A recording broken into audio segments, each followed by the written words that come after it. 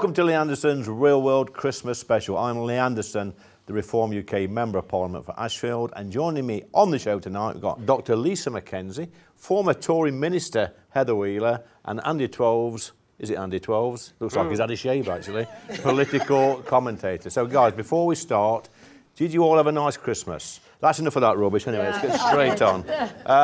No, let's be serious for 1 minute, because we're going to talk about a really serious topic today, and that is grooming gangs again. We've seen recently a new report, a new statement in the House just last week on the violence against women and girls in this country. It's a really serious subject, guys, and I've always been of the mind, whilst I've been involved in politics, that some areas in this country, Andy, have covered this awful crime up, and it always tends to be in northern and midland towns where we have Labour councillors, Labour MPs and Labour mayors. Am I onto something here? I think you are. I don't think it's necessarily the Labour Party as an institution. I think in those areas there are lots of factors, and it's disgraceful. I think any normal member of the Labour Party would tell you that. Heather?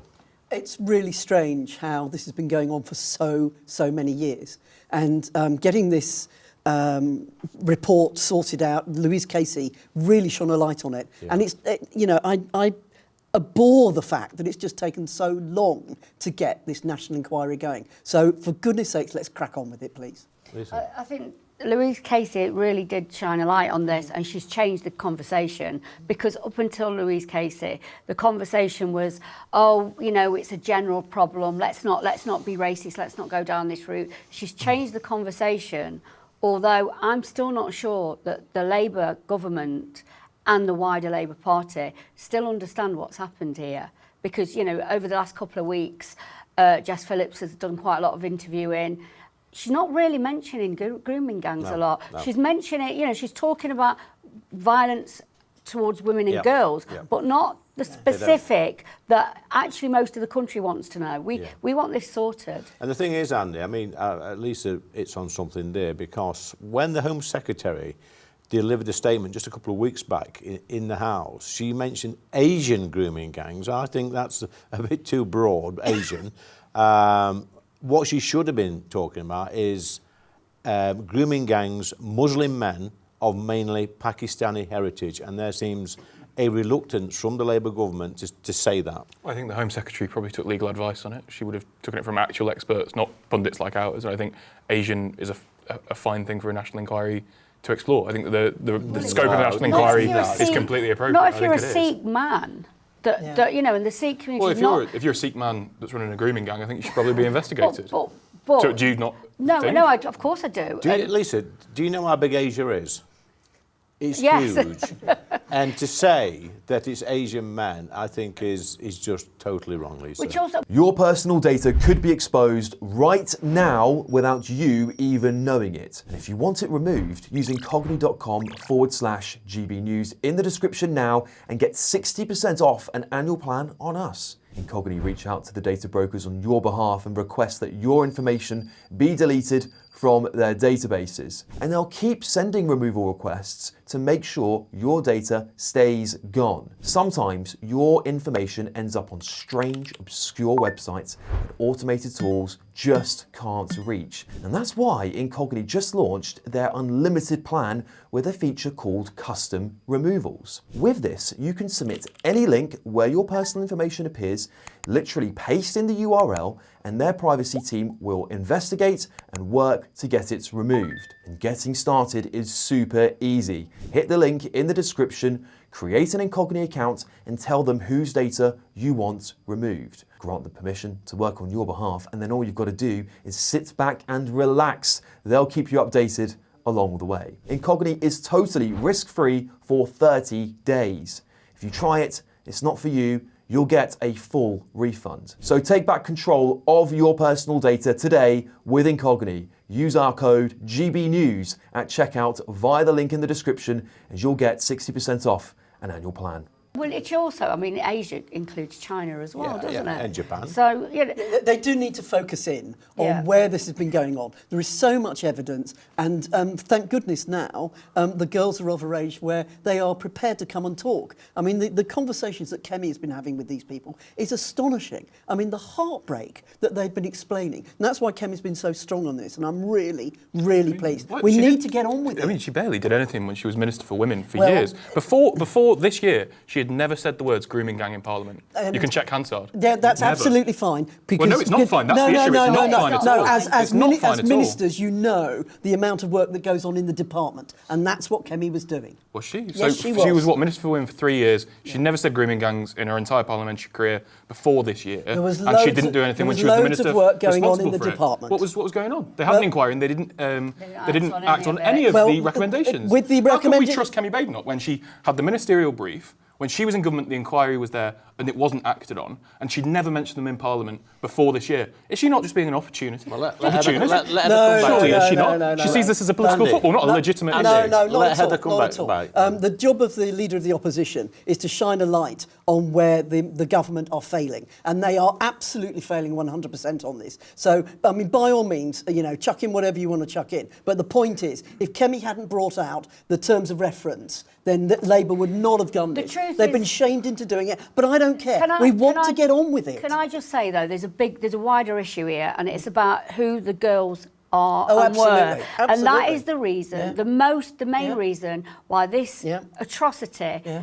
Has been Absolutely. because nobody White working class because girls. nobody Yeah. cares about those Yeah. girls. Yeah. When the Home Secretary delivered the statement in the House just a few weeks back on this, I was sat in there during the statement, and what I noticed was, and there was no Muslim men of Pakistani heritage, MPs, that is, that turned up at the chamber to actually challenge the Home Secretary or ask a question on it. And I think that speaks volumes of Parliament, Andy.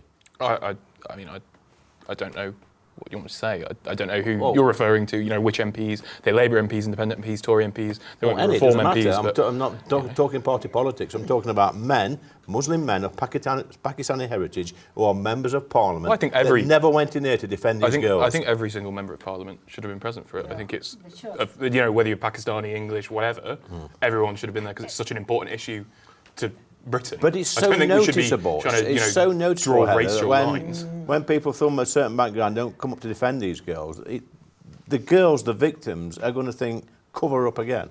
It's all too easy, isn't it? Yeah. Whether you've gone through the ranks of being a party member, then you become a councillor, you may become a mayor, and then you become an MP. I mean, it's a route through. And then if that's been going on, whether that was in Telford, or whether that was in Burnley, or whether that was in Bradford, or whether it was in Birmingham, all these things are connected. And you can understand some of the Labour MPs, they've got wafer thin margins, haven't they? Their majorities are wafer thin. Yeah. And so they don't know, why are they doing this? Let's talk about wafer thin majorities. I mean, Jess Phillips about 800 majority now, so Yeah. she's sort of pandering to one demographic.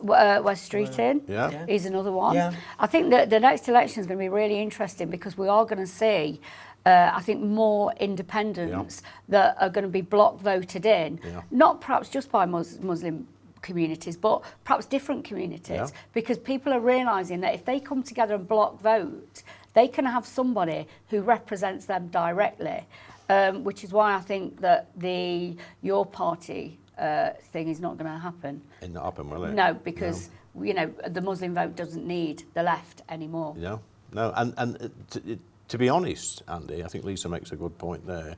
I think the Labour Party have been used by them voters as useful idiots over the years, and now they've got the strength in numbers, they can vote their own MPs in. I don't think that. I think, I don't understand what own MPs means there. Well, the but Gaza boys. the Gaza boys. we all I mean, people vote. I'm sure lots of white people voted for Adam Shaukat and all those people. I'm sure they did.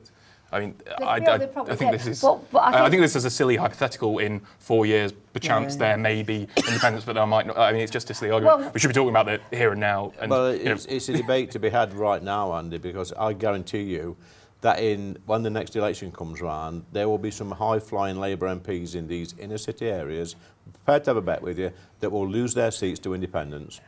there may well be. There may well be. It's a fact. There It's may a well be. very fact. I agree with that. But I think the wider point again here is about people who live now in communities, they want somebody to represent them. Yeah. That is what is now happening. That's not a bad thing. No. That's a good thing. But what we don't want is sectarianism. Yeah. That's your problem. That's And problem. I think that is a real risk. And our country's never worked on that basis. I mean, if you look at the different political parties in Israel, it's absolutely fascinating. Yeah, yeah. I mean, there's about 12 different sets of parliamentarians, but it's completely fragmented. Yeah, it is, yeah. And I don't want my country to go like that. No, I think it'd be chaos. I want my government to govern, but we do see some MPs who are banging on. The pro-Palestine MPs in Parliament at the moment. They never talk about their own constituency. No. They talk about something thousands of miles away all the time. Kit Malthouse speaks often about his constituency. You know, he's a leading Tory light on Palestine, isn't he? yeah. So, Is he not? Is he not? Is he not? He's a. Yeah, he's a but he wasn't standing up for an airport in a place that nobody's ever heard of. I think standing for international travel is probably good. Politics has changed. We're in a different space now, and people actually want politics to represent them, but they also want somebody, an agent, to go to Westminster and say, listen, this is where I'm from and this is what we need. Yeah, it's On not that quite like note, Tory. guys, thank you for the debate. The government is implementing every recommendation set out by Baroness Casey following her national audit published in June 2025. A report laid bare over a decade of institutional inaction in the face of crimes perpetrated by grooming gangs. Crimes that are among the most abhorrent imaginable. We are resolute in ensuring these failures are never repeated.